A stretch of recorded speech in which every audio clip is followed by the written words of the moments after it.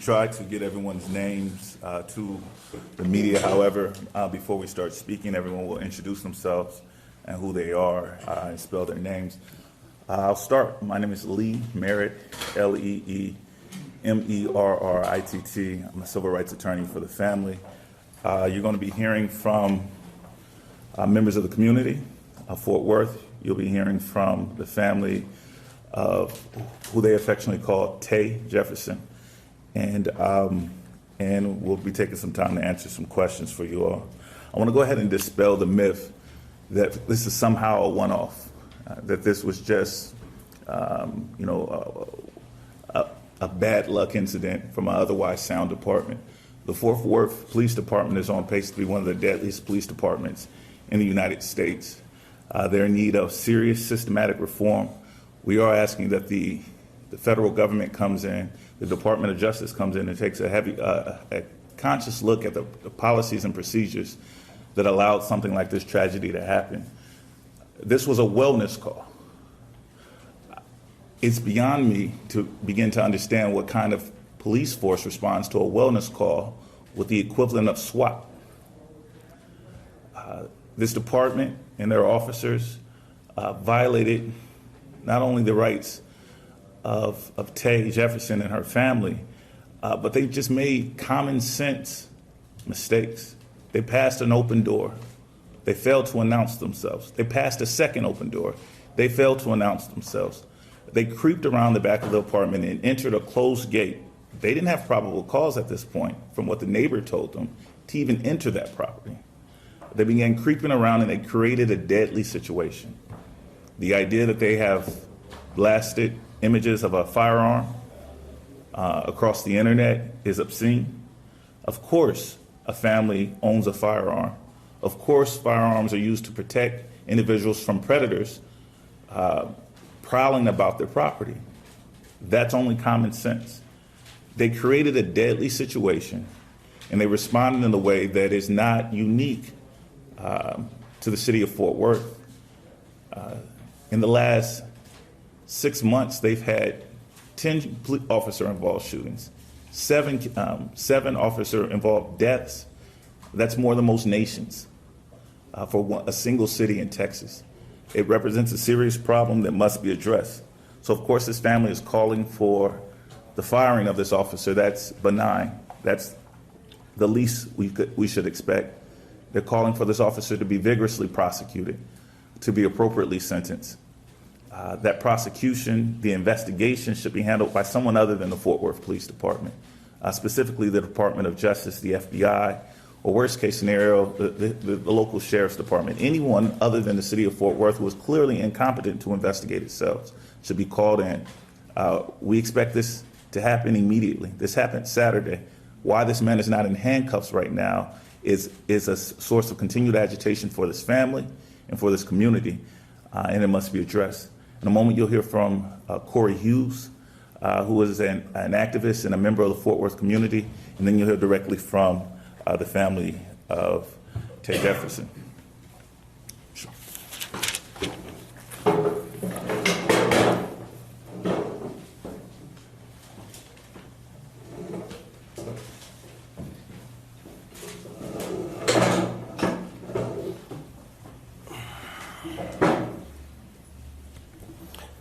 Just for the correct spelling of my name, it is C-O-R-Y, last name Hughes, H-U-G-H-E-S. The reality is I've had the unfortunate responsibility of sitting in front of these cameras and sitting next to families that have lost loved ones by the hands of police officers all too often. As a member of the community of Fort Worth, as someone that has taken the responsibility to be a voice for my community, I want to set the record straight that we're not looking for a 30-day suspension. We're not looking for a slap on the wrist. We're not looking for what seems to be status quo, is that the people that we hire to serve and protect us, when one of their own violates the community, it seems like they do more of trying to serve and protect their own. So what we're looking for is for this officer not only to be fired, but we're demanding that this officer be charged as well, like the criminal that he is. It's a sad commentary in this day and age that someone could be sitting in their home playing a video game with a family member and not be safe. That when someone calls the police for a wellness check, that instead of them checking on how well she is, days later we're here talking about the fact that an officer took her life. It's unacceptable. We're demanding justice. We're demanding that the mayor and the city officials don't sweep this under the rug. We're not going to allow you to. This life mattered. This life mattered. This family matters. And we're demanding justice, and we're not going to wait. We demand justice now. Thank you. All right, the next person that you hear from is going to be the brother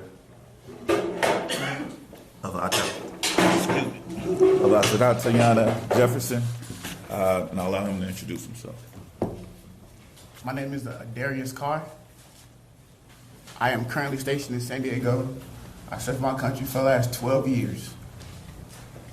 In that time, I've been trained and taught there are pre-planned responses to everything you do. Everything you're trained about, there's a way to do things. And when you don't do it the way you've been trained, the way you've been taught, you have to answer for that. You have been trained. You know better, so you have to answer for that. Not in your command, not in your department. Someone comes in and investigates the whole incident. Fort Worth PD cannot investigate themselves. U.S. Navy is allowed to do it. They should not be UL. This man murdered someone. He should be arrested.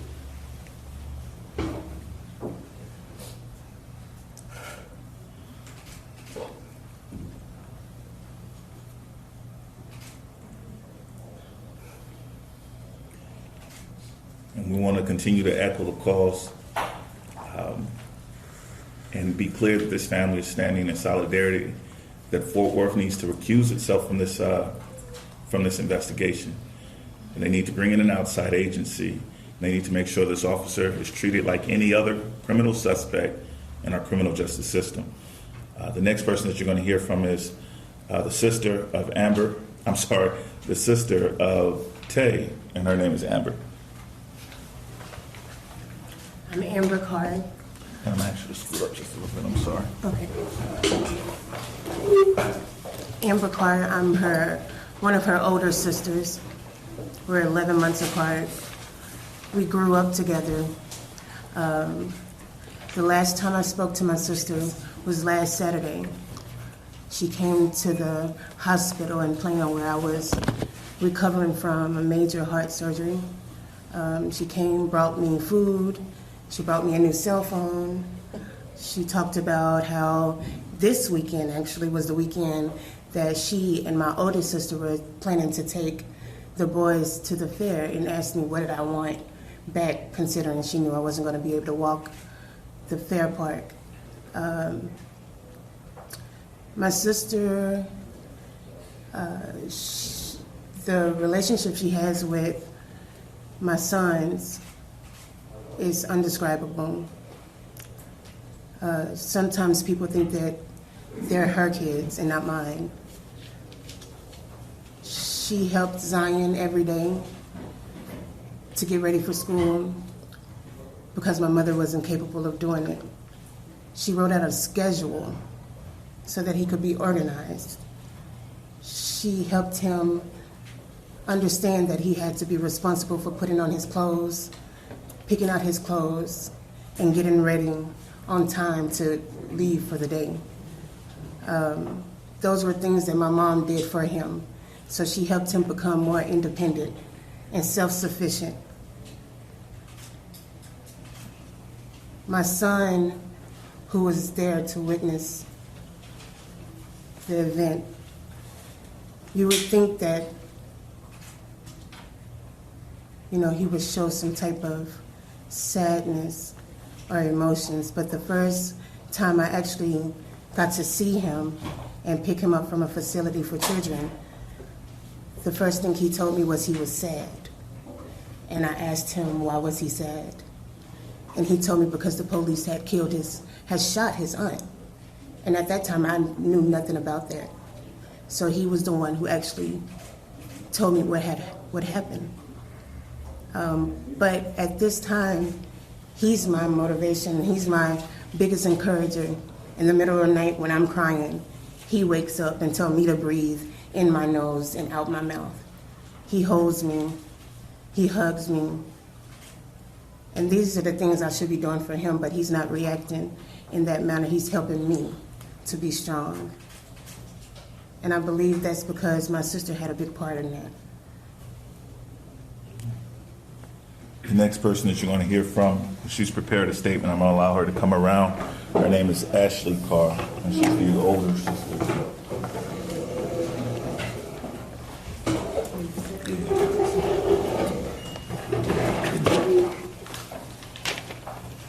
Good morning, everyone. My name is Ashley Carr. I was Atatiana Jefferson's oldest sister. I'm here to read a statement for the family so that we can all be on one accord. An arc of a moral universe is a long one, but it bends towards justice. Martin Luther King. Our family first would like to thank the thousands who called, who sent messages, who reached out via social media, offering words of encouragement and condolences. We appreciate your powerful solitude with us as we go through this unbelievable time of shock and sorrow. Secondly, our family would like you to know more about this beautiful soul, Atatiana Jefferson. She was a smart, ambitious, kind person with a nurturing spirit. She was a graduate of Xavier University with a Bachelor's of Science degree in mathematics, in biology, and was committed to furthering her education. She was a hard worker where her co-workers saw her as a person of full integrity. She loved her family so much that at the age of 28, she decided to move into our mother's home to help her as her health was declining. Honor, integrity, commitment, and service. These are the attributes of Atatiana Jefferson. Any parents would be proud to call her a daughter. Any sibling would be proud to call her a sister. Any employer would be proud to call her an employee. Any neighborhood would be proud to have her as a neighbor. And any city would be proud to have her as a citizen. And yet, in the early mornings of October 11, 2019, she was simply going on along with her life, living a law-abiding citizen's peaceful life. And she was killed by a reckless act of a Fort Worth police officer. There is simply no justification for his actions.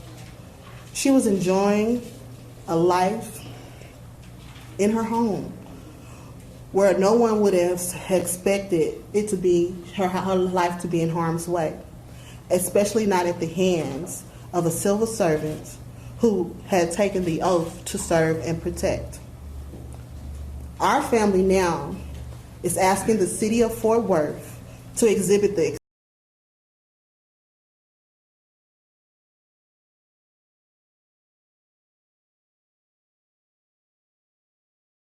integrity and bring the federal government in to investigate, to be committed to a swift and appropriate prosecution.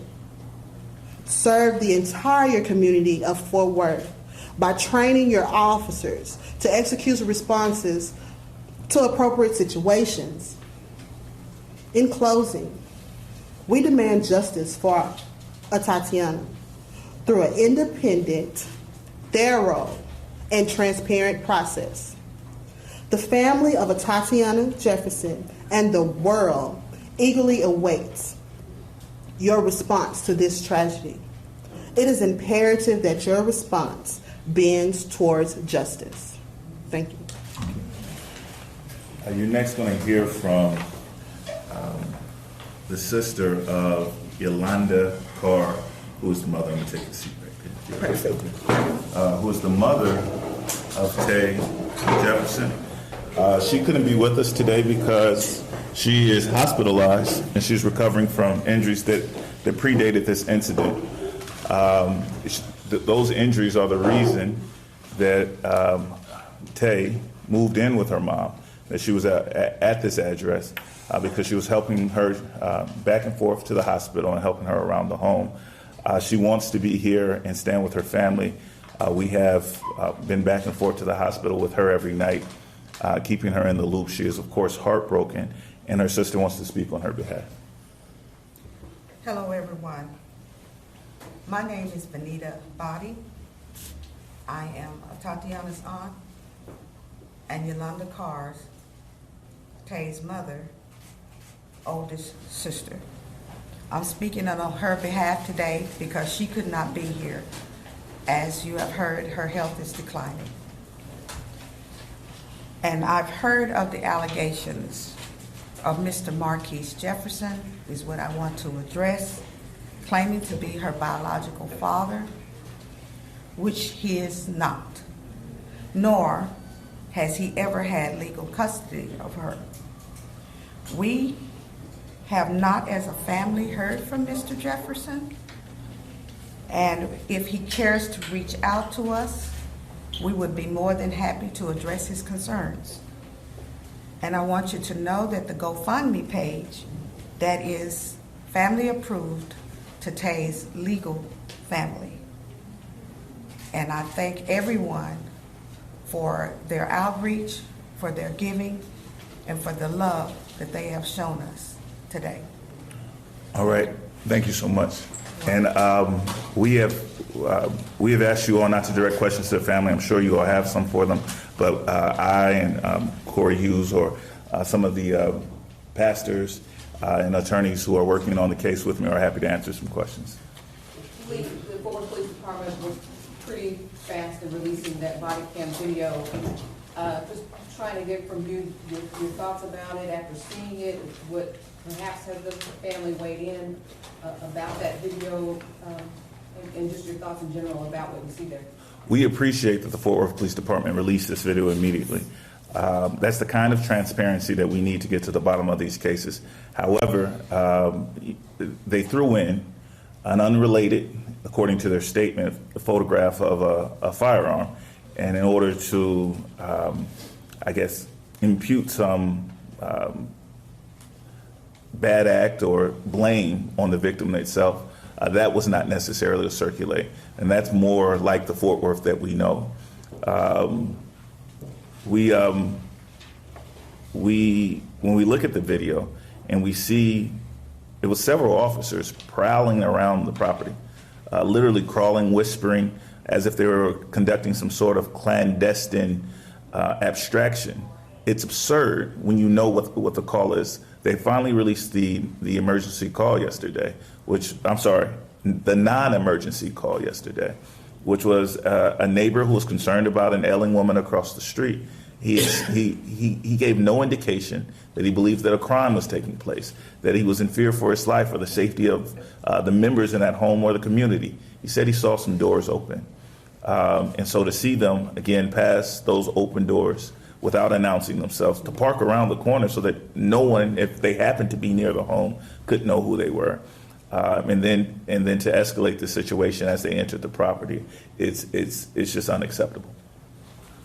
Lee? Yes. Why do you fear that the Fort Worth Police Department will not charge this officer and perhaps not do a complete and thorough investigation?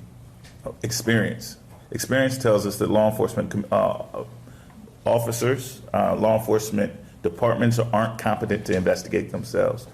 We've seen over and over and over again where they make recommendations, for additional training, for suspensions, or that nothing happens to them. They've already begun to lay out their defense in this case. They obviously have a dog in the fight, or they wouldn't have released the picture of the firearm to the public. But they're trying to make a case for what we hear far too often, that this officer perceived a threat and reacted according to his training.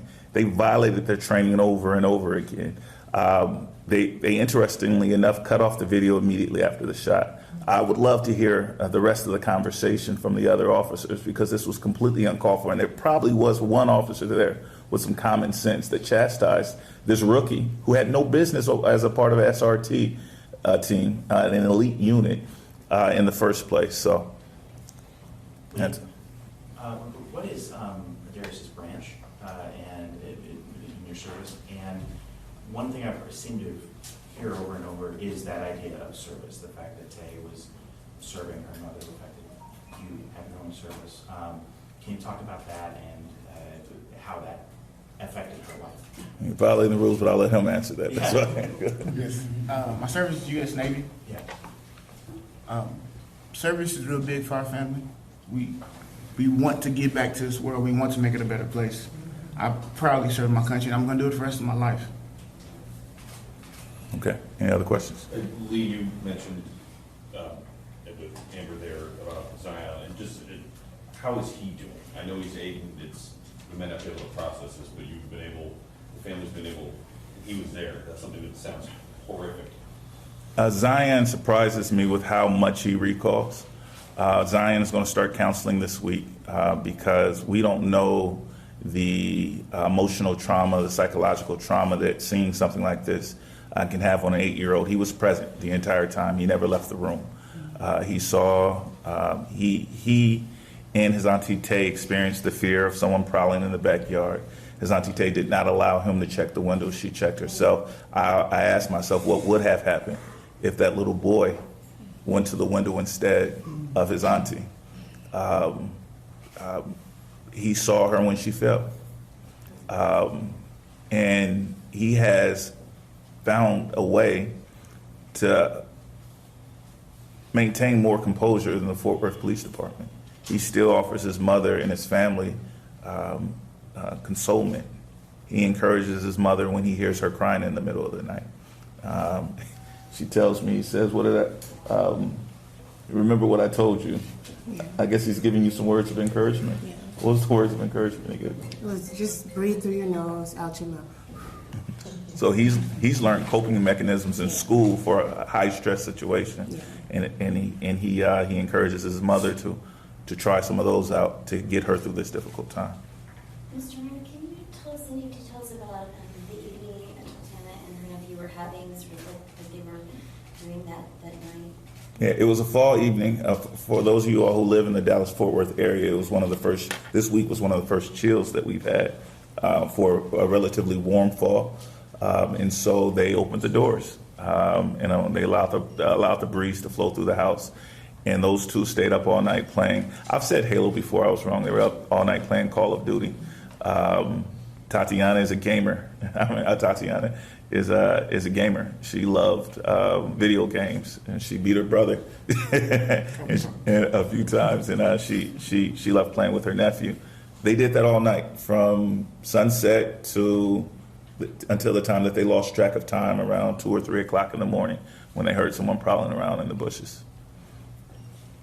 So it would not have been out of character or uncharacteristically for her to have the door open or for the family to have the door open? No, it's not out of character at all. Now, we understand why the Navy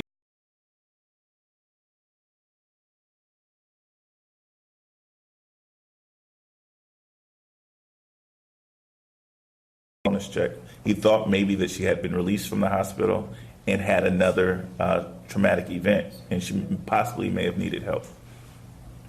What can you tell us about Tay's dreams, aspirations, just what she wanted out of life? The family prepared a statement, and that's all they're going to say about her for the moment. Yeah. For that firearm that the police put out the picture of, are you able to speak on Sure. where it was in the house and if it was even owned by her? Yeah, it was a legally owned firearm that Tay of course, in Texas, allowed to keep inside of her home, but she also had a license to carry. From what you know, does it appear that police attempted to render aid after Atatiana was shot? I haven't heard anything about the rendering of aid. My understanding is that she perished on the scene, but this family hasn't learned, and we're waiting to hear back from the medical examiner about where she was struck and what kind of steps were taken to try to save her life. Had the neighbor and the family been close? You mentioned that he knew she'd just been released from the hospital. Like, had they been close before? I'm sorry, this was a tight-knit community. People knew each other. And it's scary to see the Fort Worth Police Department's response to this community. We believe that the fact that this was a black neighborhood had a role in their response to it. The fact that they showed up with SWAT as opposed to your friendly neighborhood cop. But this was one of the nicest houses on the block. This was what you would expect in the situations, for law enforcement to go over to the neighbor and say, hey, you made a call, do you want to come over with us? This is what American communities should expect, but black communities get the opposite. This is not the first time that a black person in Fort Worth called law enforcement for help and was brutalized. I in fact represent two. Jacqueline Craig, who called law enforcement for help, and instead had her and her teenage daughters brutalized on national TV. This is a pattern for that department, and it seems common when dealing with people of African American descent. We know that Fort Worth Police are scheduling some news events this afternoon. Does the family or any representatives of the family plan to attend that? We will be there. My office, I and my representatives from my office will be there. The only thing that we expect to hear is that this officer is immediately terminated and that they're recusing themselves from the investigation, that they've asked for an outside department to come in and take over investigating not only this officer's actions, but the department's practices. This is a problematic police department. I don't expect them to acknowledge that themselves, but they just lost a police chief who was suing them based on their what he has alleged is race-based discrimination. This is a police department that has been mentioned. There's been 10 incidents like this, 10 police officer-involved shootings in the last 6 months, which is more than most nations after years and years. That chief is having a conference later today. He's going to be making some remarks, evidently something to the effect that he should be back.